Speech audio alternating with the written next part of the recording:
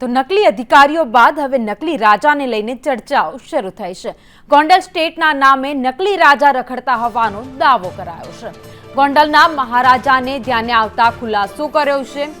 ભાયત યદુવેન્દ્રસિંહ પોતાને ગણાવે છે યુવરાજ મહારાજાના પ્રતિનિધિ તરીકે રાજેન્દ્રસિંહ જાડેજાએ ખુલાસો કર્યો છે।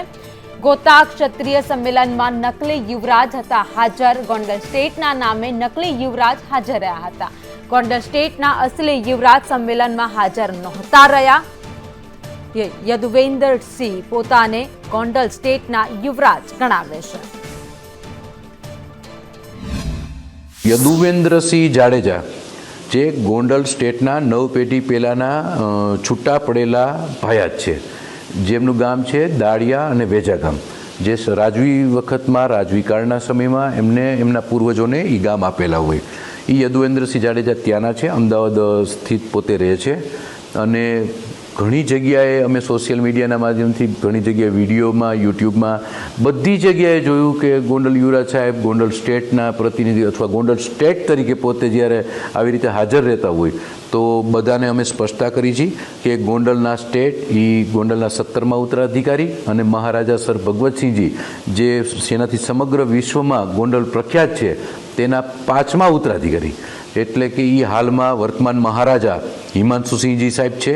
અને આ બધી જ બાબતો સાથે અમને કોઈ લેવા દેવા નથી, પણ યદુવેન્દ્રસિંહ જે જગ્યાએ ફરજી રાજા કે જે કંઈ શબ્દો એમને આવતા હોય કે ભાઈ ગોંડલ ફરજી ગોંડલ સ્ટેટ કે, તો આ બાબતમાં હું સ્પષ્ટતા કરું છું કે આમાં ગોંડલ મહારાજા સાહેબ કોઈ જગ્યાએ નથી અને યદુવેન્દ્રસિંહજી કોઈ ગોંડલ સ્ટેટ નથી। અને ગોંડલ મહારાજા સાહેબે કોઈ પણ વ્યક્તિને યુવરાજ સાહેબ તરીકે ક્યાંય ખોળે લીધેલા નથી, કે જેથી કરીને આ સ્પષ્ટતા એટલા માટે કરી છે કે આવું કોઈ લોકો ગલતફહેમીમાં ન આવે। વધુ અપડેટ સાથે સંવાદદાતા મયુર સરવૈયા મારી સાથે જોડાઈ ગયા છે। મયુર, અત્યાર સુધીમાં નકલી અધિકારીઓ, નકલીની બહુ ચર્ચા સાંભળી, પરંતુ હવે તો નકલી રાજાને લઈને ચર્ચાઓ જાગી છે।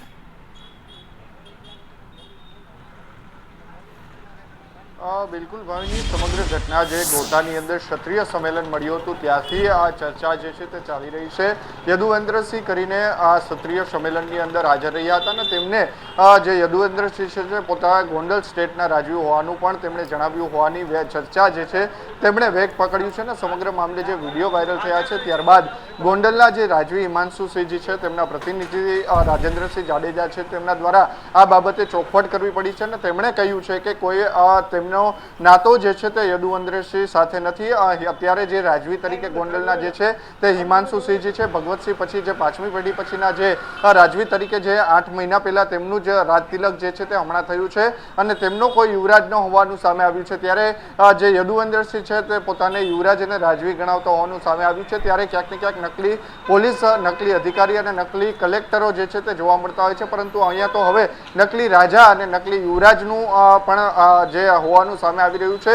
ત્યારે સમગ્ર મામલે જો આ પ્રકારે યદુવેન્દ્રસિંહ માફી ન માગે અથવા તો હજુ પણ ગોંડલ સ્ટેટના તેઓ રાજા ગણાવશે તો ગોંડલ સ્ટેટ દ્વારા તેમની સામે કાર્યવાહી પણ થશે તેવું પણ તેમના પ્રતિનિધિ દ્વારા કહેવામાં આવ્યું હતું। આભાર માહિતી માટે।